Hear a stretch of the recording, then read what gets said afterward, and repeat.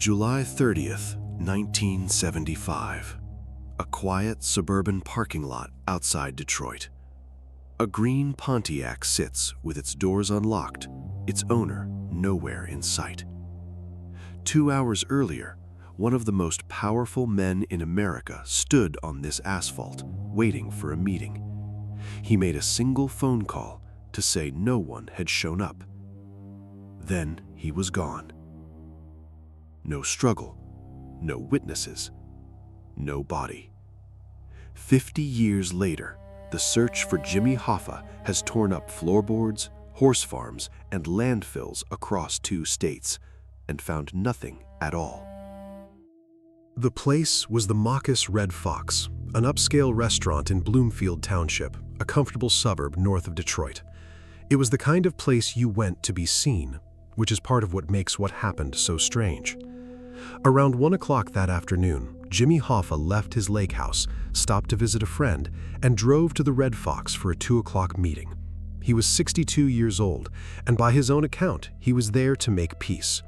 He believed he was meeting 2 men, Anthony Giacalone, a Detroit mob figure everyone called Tony Jack, and Anthony Provenzano, Tony Pro, a New Jersey Teamster with deep ties to the Genovese crime family.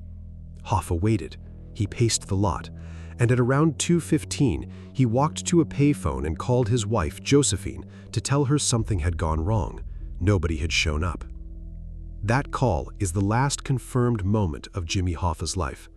Sometime in the next hour, a witness would later say, a maroon car pulled into the lot. Hoffa spoke to whoever was inside and got in.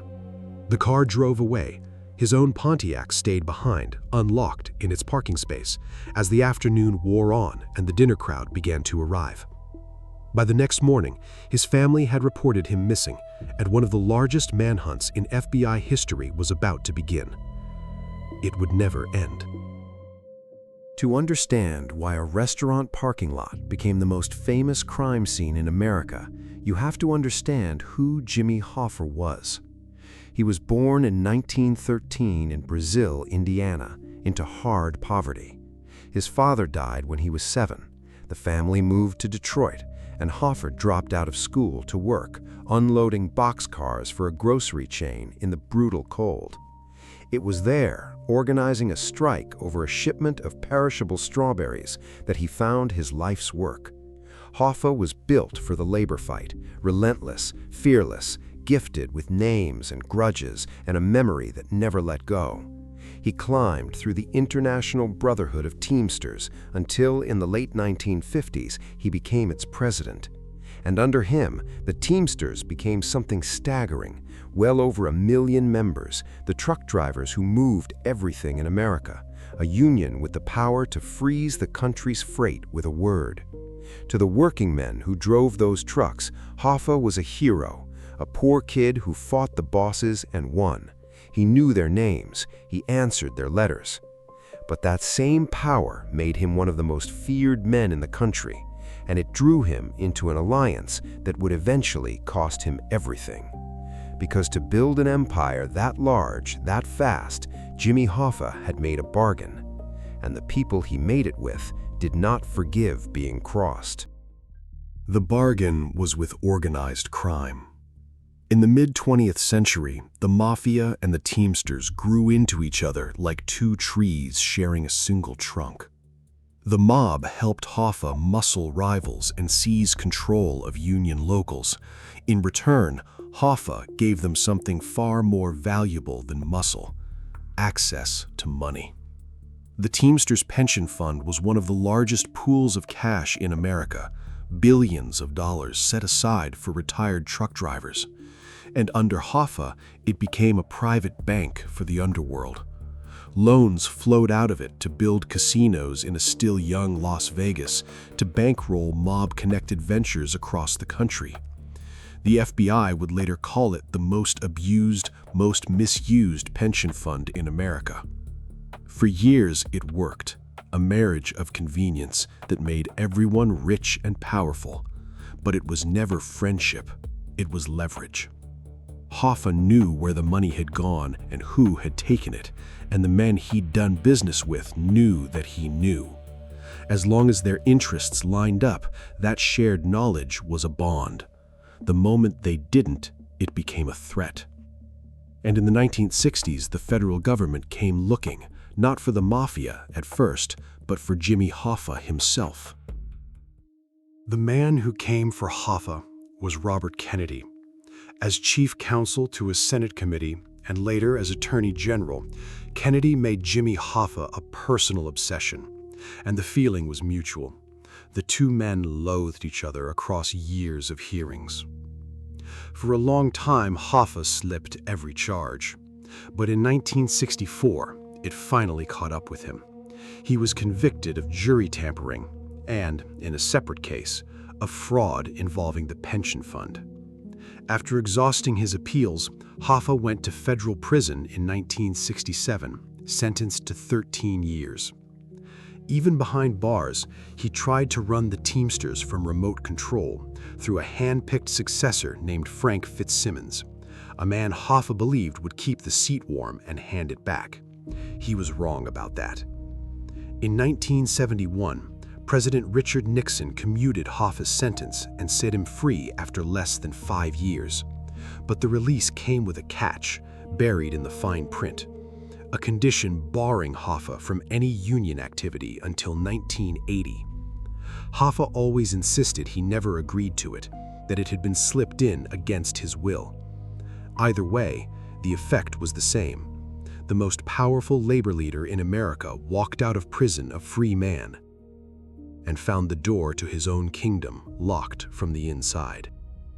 Jimmy Hoffa was not a man who accepted a locked door. From the moment he was released, he set out to overturn the ban and take back the presidency of the Teamsters. And among the rank and file, he was popular enough to have a real chance. But two forces stood in his way, and they had quietly become the same force. The first was Frank Fitzsimmons, the successor who had discovered he liked the throne and had no intention of giving it back. The second was the mafia, and this is the heart of it. The mob had found Fitzsimmons far easier to work with than the stubborn, unpredictable Hoffa. Under Fitzsimmons, the pension fund loans kept flowing with fewer questions asked. A returning Hoffa threatened all of that. And there was a deeper fear about what an angry Hoffa might do, that in his fight to get back in, he might start naming names, might turn on the very men he had done business with for decades. By the summer of 1975, Jimmy Hoffa had become a problem with no clean solution. Too popular to ignore, too dangerous to trust, and pushing harder every month. And then came the invitation, a meeting to smooth things over. At a quiet restaurant on a Wednesday afternoon. Hoffa believed the meeting at the Red Fox was a peace summit, a sit-down to end the friction between him and the New Jersey faction, arranged by a man he trusted, Tony Jack Alone.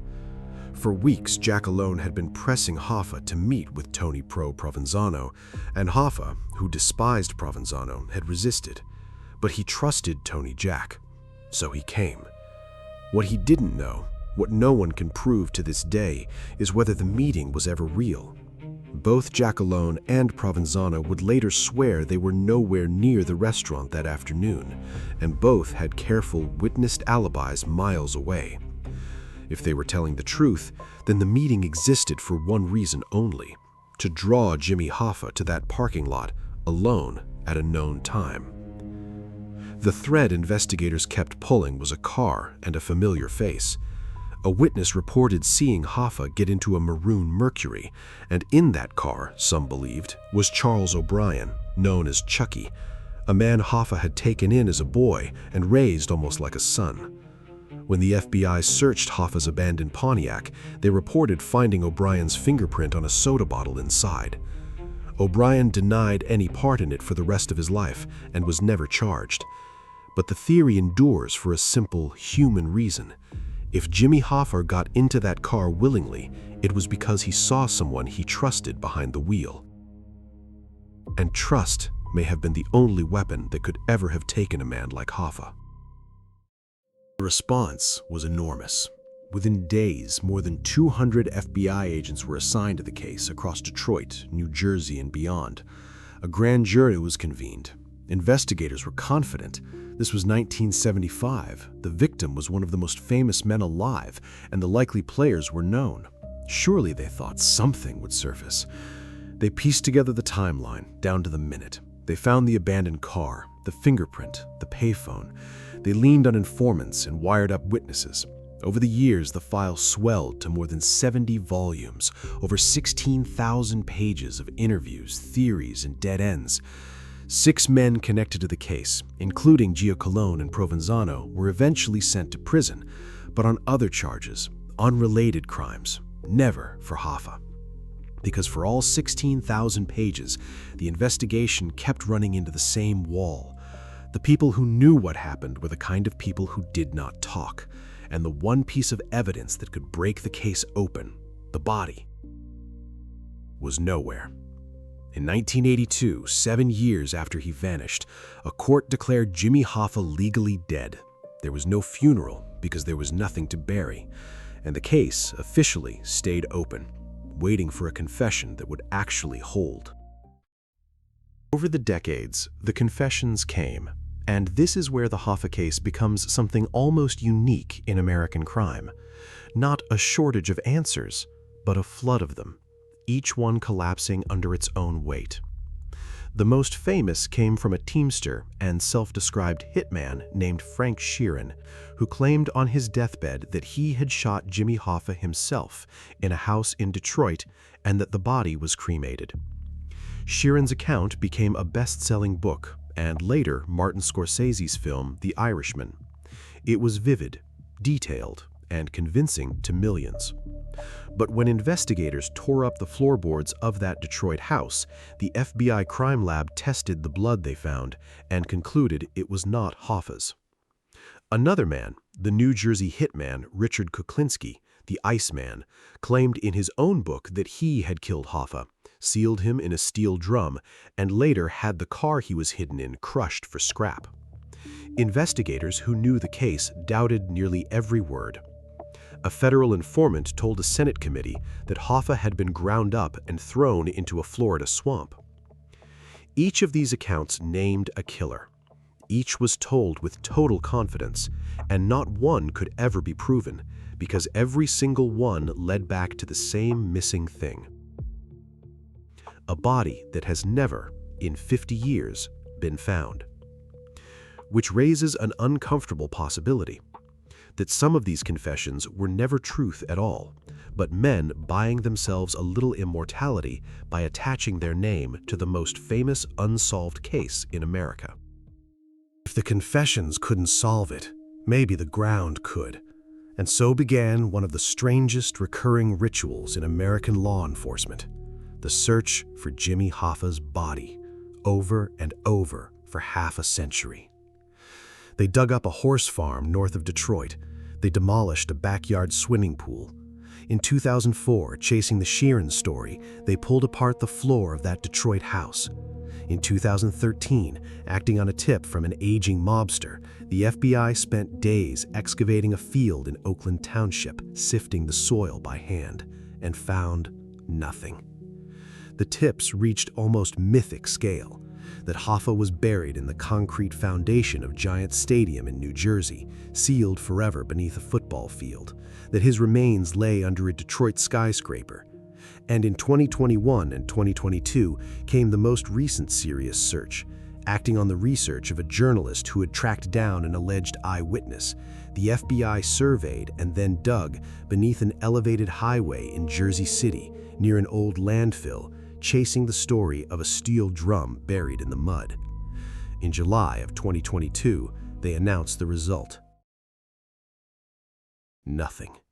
Every search for 50 years across 2 states, the same answer.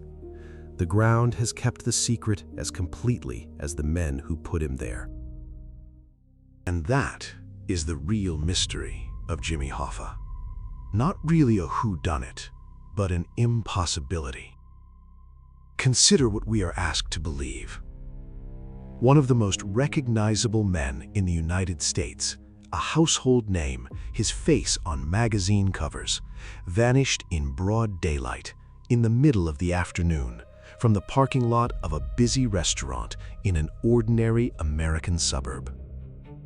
There was no ransom, no manifesto, no claim of responsibility.